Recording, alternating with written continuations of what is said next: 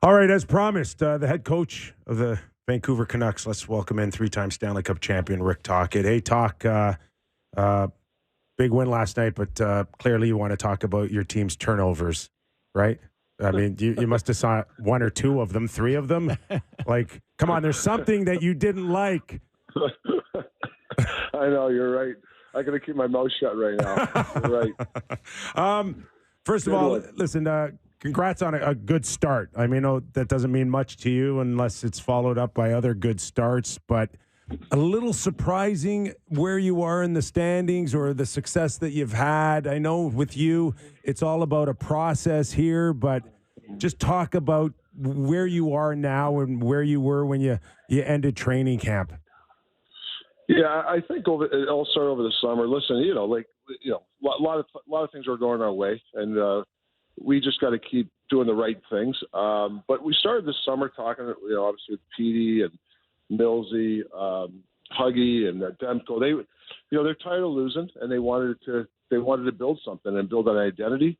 And I think they're the guys that spearheading this. We gave them a game plan. They were involved in it, and now they're really taking over this room, and making sure that we can stay consistent on the way, like you said, Kyper, like our process, or I call it staples. And hey, listen, win or lose, if you do the right things, you got a better chance to be successful. And we're not really worried about the wins and losses. Obviously, we want to win. It's more of we do the right things every day. That's the hard part. Well, tell us about the everyday of watching Quinn Hughes right now. Some people may not have had him in that tier one of elite defensemen around the NHL. I think Quinn Hughes would disagree with that sort of sentiment. What did you maybe not know that you found out since you've been working with him on a daily basis? Well, I hate to say, he's got a little chip, which I love. He really worked on a few things this summer on walking the blue line.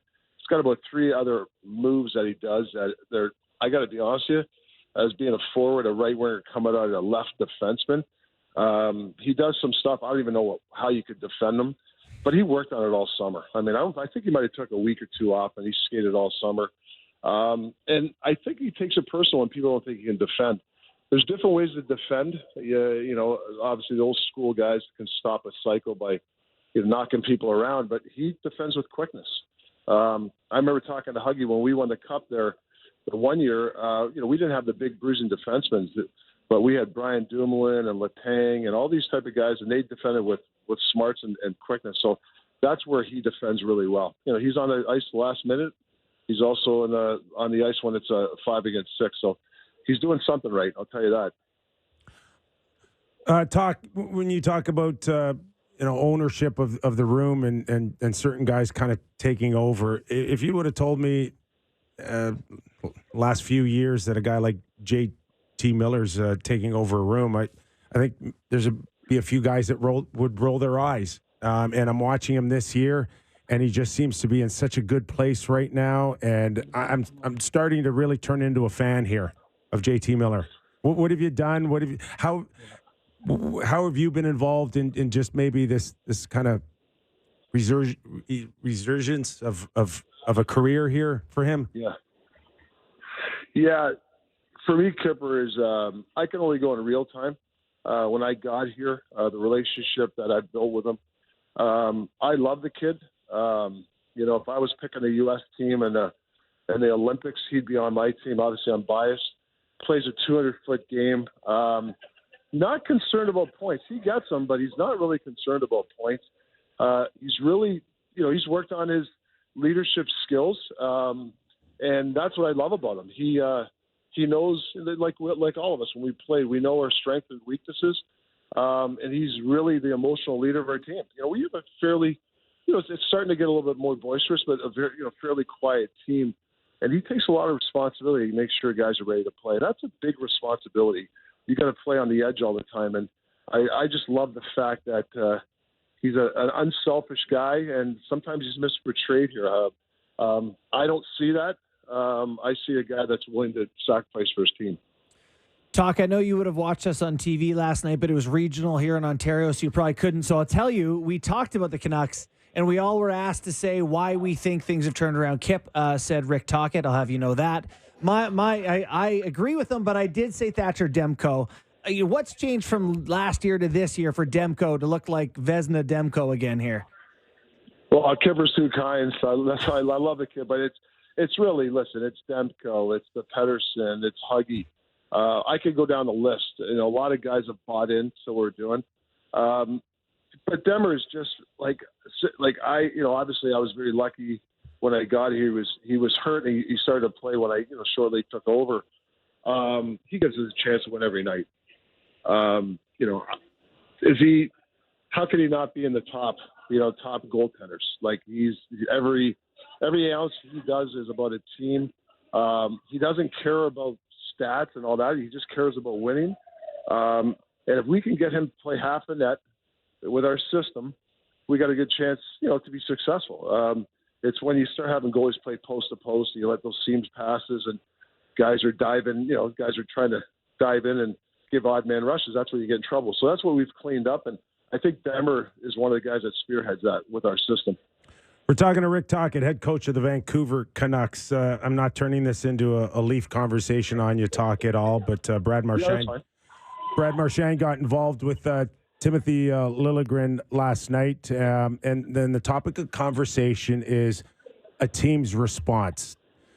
We know we're not 25 years ago, and there isn't 5 or 6 or 7 guys on the bench. But as a head coach today, what is acceptable or not acceptable in your estimation for a response? And is it to the point where, and we had Doug McLean talk a little bit on it, it's nice when you have players that take it upon themselves, but if they don't, in today's game, can a coach still nudge the players for a response? Yeah, that's a great question. I think nowadays, to me, Kyper, responses are different than they did when we played. Well, I think we all know the responses, when we played. To me, it's if you get a power play where you're just teeing it up and you're all over the team, or is it a guy that's not known as a tough guy? He stops in front of the net and takes a beating to try to deflect the puck. Is it another guy that's not known for being maybe he's more of a skill guy where he will go play one of the Bruins players hard that shift. Those are the responses I think all us coaches want, to be played a little more uncomfortable. Obviously the tapping and the fighting, that doesn't work anymore, and it doesn't, I guess for the good of the game. But I'm looking for responses of other guys to do uncomfortable things so that the other team knows, oh my God, they're coming at us. That's what I look for responses. So, you mentioned that you don't really, it's not all about wins and losses right now. How do you measure success for a team when you're trying to grow something, build something, and you're looking at 82 games and not just the first 10? I think I call it every day you come in, we got to earn our day. I'm not a big, I don't like entitlement. I think whether you win 5-0 or lose 5-0, I think the next day you got to earn it. And we try to make sure that we come to the rink, whatever our daily duties are, if it's a practice or it's off ice or if it's a video session, earn it, be involved, bring some energy. We have our pillars, investment, we want to compete, and we have a command, and those are the 4 things we want every day guys to come in. Yesterday's yesterday. We try not to live in the past and have a short-lived memory. That's the only way you get out of the doldrums or the losing streaks. And now, how do you handle prosperity? We've had a good first 10 games, but how do we handle it? I made a joke to the press the other day. Are we fat and happy, or are we just going to continue earning our day and let the chips go as they may? That's just my philosophy. Brock Boeser, what do you attribute to his great success now, looking like one of the best shooters in the game right now? Yeah, he's over the couple of years struggling. He shared some stuff. His dad passed away, and lost a piece of him. And I think he came of peace with his dad passing away. What he would want him to do, he's watching over him, and he just came over the summer working his tail off. He took the information that I wanted from him. I told him I need him to, obviously battle a little harder, participate on the forecheck, and get inside. And he's done that. And he's worked out hard this summer, and he's starting to pay dividends. And, Now the key is, can you do it for 82 games? That's the next thing. And so far, he's passing the test. You know, he's been one of our best players in his 10 games, and he's a really smart player too. Like his hockey IQ is underrated, and I'll be honest with you, I'm a big practice guy. I want him to go first or second on our drills because, you know, when we used to play Kyper, we'd be a drill buster in practice. Well, he's a guy that just does the right thing, and so guys can follow him. Hey, Talk, at 7-2-1, are you ready to declare this team better than they thought they were? I forget the line. I could just declare, I think guys are confident.